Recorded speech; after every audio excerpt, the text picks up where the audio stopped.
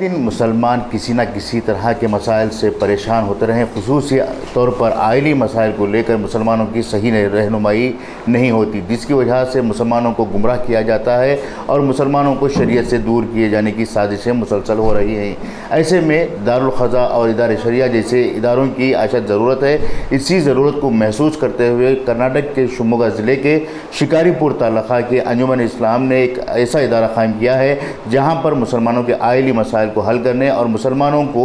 شریعت کے لحاظ سے زندگی گزارنے کے لیے ترجیح دینے کے لیے ایک ادارہ قائم کیا گیا ہے۔ اس ادارے کے سربراہ یعنی قاضی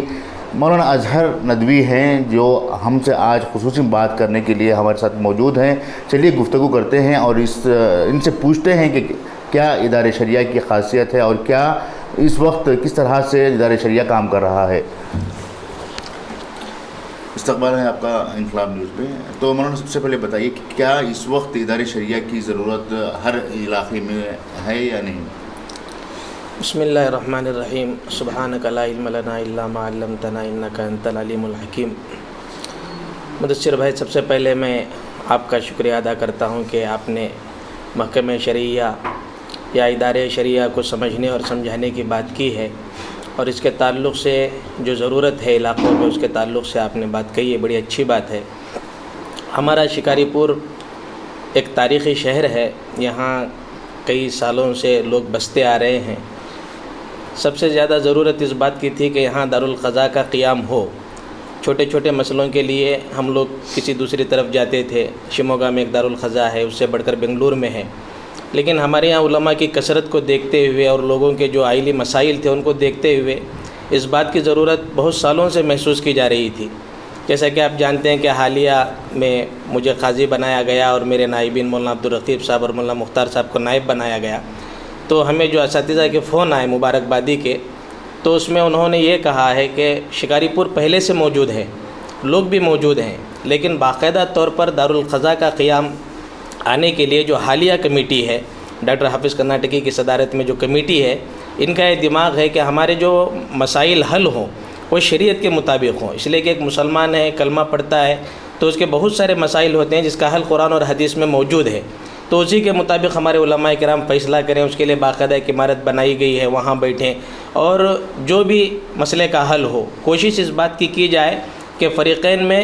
جوڑ پیدا کیا جائے، ان کو توڑنا، ان کو توڑوانا، ان کو بکھرانا، آپس میں جو ہے لڑائیوں کا سبب بننا، اس سے حتی الامکان کوشش کی جائے۔ کوشش اس بات کی ہو کہ فریقین آپس میں جڑیں۔ وہ آخری درجہ ہے کہ نہ جڑ پا رہے ہوں اور کوئی حل موجود نہیں ہے تو وہ الگ چیز ہے، لیکن ہماری پوری توجہ جو ہے لوگوں کو جوڑنے پہ ہو اور منہ دیکھ کر کے فیصلہ نہ کیا جائے۔ جو فیصلہ ہو، کمیٹی والوں نے بھی اختیار دیا ہے کہ قرآن اور حدیث کو سامنے رکھ کر کے جو فیصلہ ہے وہ کسی کی پرواہ کیے بغیر، کسی ملامت کرنے والے کی ملامت کی پرواہ کیے بغیر، بلا تردد، بلا جھجک، بلا تأمل سنا دیا جائے۔ تو بہرحال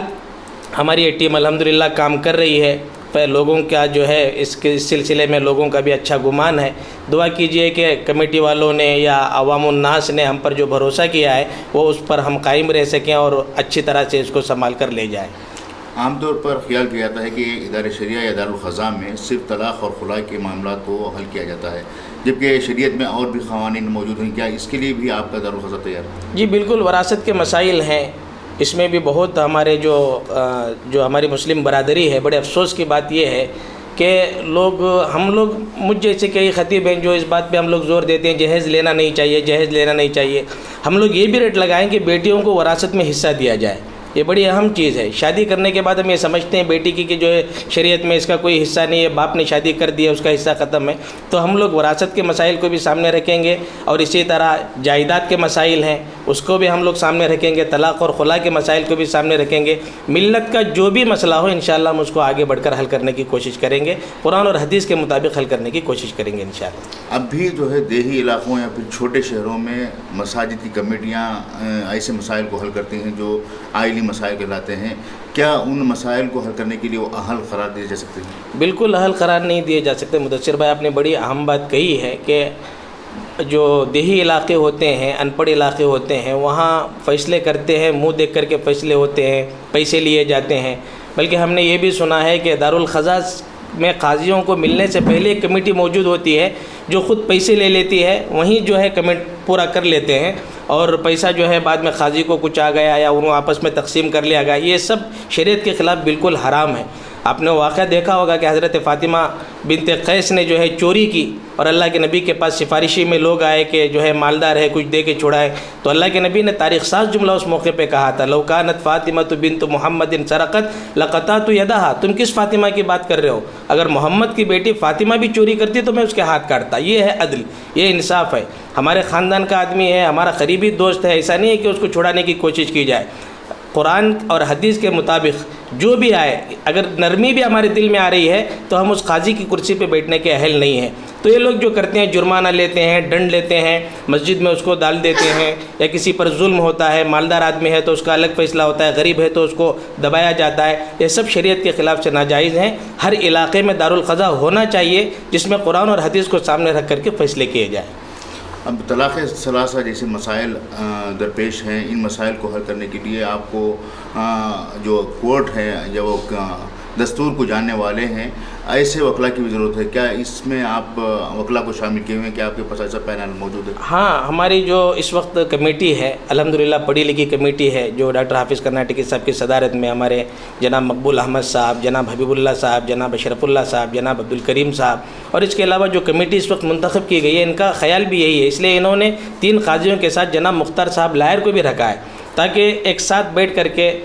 قانونی اعتبار سے بھی اگر کوئی پیش قدمی کرنی ہو اس میں بھی جو ہے ان کا تعاون ہو سکے۔ تو اس اعتبار سے 4 رکنی کمیٹی پر ہماری ایک کمیٹی تشکیل دی گئی ہے، اس میں 3 علماء کرام ہیں اور ایک لائر کو رکھا گیا ہے، تاکہ تمام ہر اعتبار سے ہمارے مسائل حل ہوں، کسی کو کوئی تکلیف اور پریشانی نہ ہو۔